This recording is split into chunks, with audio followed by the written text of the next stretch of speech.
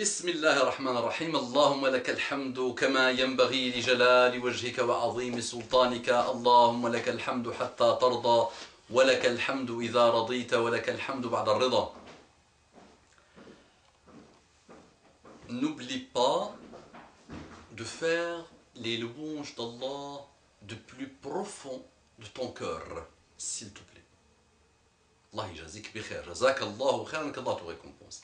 اللهم صل وسلم على الحبيب محمد صلى الله عليه وعلى آله وسلم تسليما كثيرا.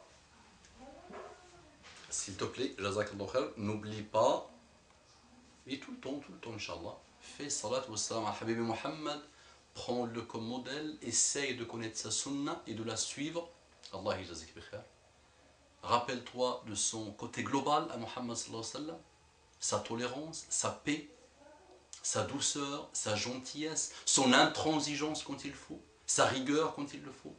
Muhammad sallallahu alayhi wa sallam, عليه أزكى الصلوات والسلام صلى الله عليه وعلى آله وسلم تسليما كثيرا. رب اشرح لي صدري ويسر لي أمري واحلل عقدة من لساني يفقهوا قولي. آمين آمين آمين يا رب العالمين. السلام عليكم ورحمة الله وبركاته. Que la paix d'Allah subhanahu wa ta'ala, sa miséricorde et ses bénédictions soient sur vous, mes frères et sœurs, partout dans le monde. Quelle paix, quel bel engagement, quel respect. Si tu n'es pas respectueux dans ta nature, si tu es violent dans ta nature, si tu es haineux dans ta nature,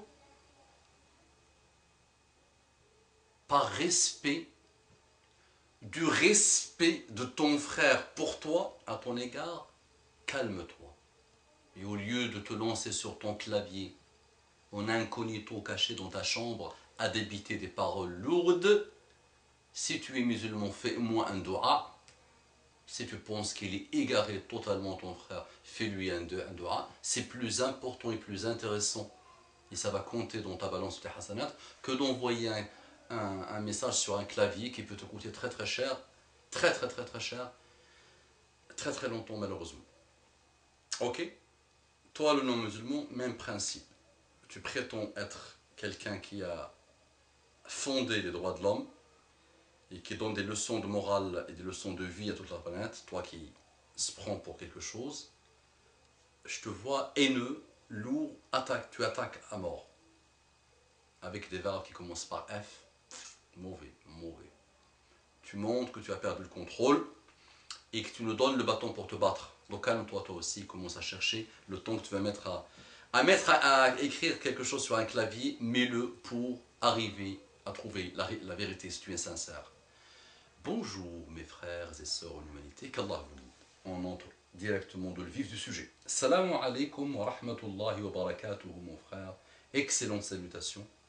Wa alaikum assalam wa rahmatullahi wa barakatuhu ma sœur. J'espère que tu te portes bien et que tu passes pour le mieux de ton côté. Et que tout se passe pour le mieux de ton côté. Si je t'écris aujourd'hui, c'est pour du mien. Je me pose beaucoup de questions. Je suis quelque peu perdu. Je m'adresse à toi parce que j'apprécie ce que tu fais chaque jour. Barakallahu fik ma sœur. Fais-moi des doigts s'il te plaît.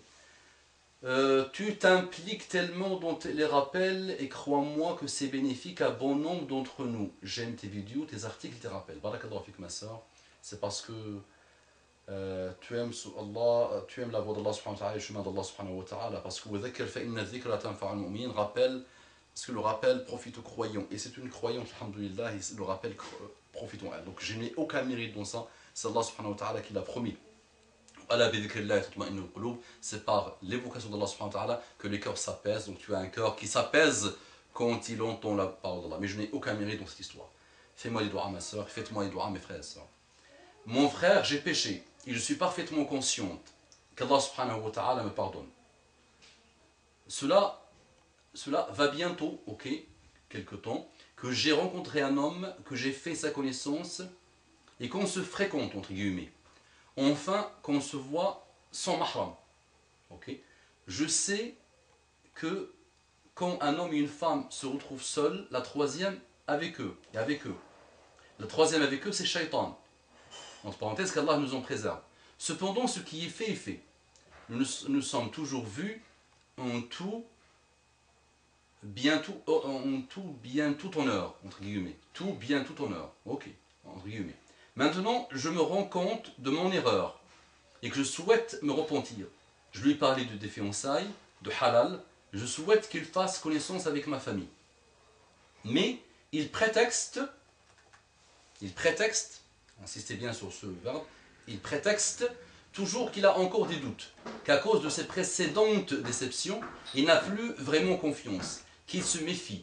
J'ai longtemps pensé que c'était de moi qu'il doutait.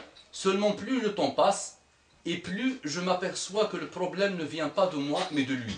J'ai l'impression qu'il est perdu. Je ne sais plus quoi faire. Dois-je lui poser un ultimatum? Dois-je patienter? Dois-je laisser tomber? Je suis moi-même franchement perdu. Je ne sais pas quoi faire. Si tu pouvais m'aider, me conseiller, je t'en serais très reconnaissante. Je te remercie d'avance pour ta réponse. Qu'Allah te préserve, t'aide, augmente ta foi, t'aide à réussir dans tout ce que tu entreprends. Amin, amin, amin, ya Rabbal Alamin. Quelle éducation, mashallah. Jazakallahu khairan ma soeur, barakallahu fiki. Aslahallahu laki dunya wal akhirah.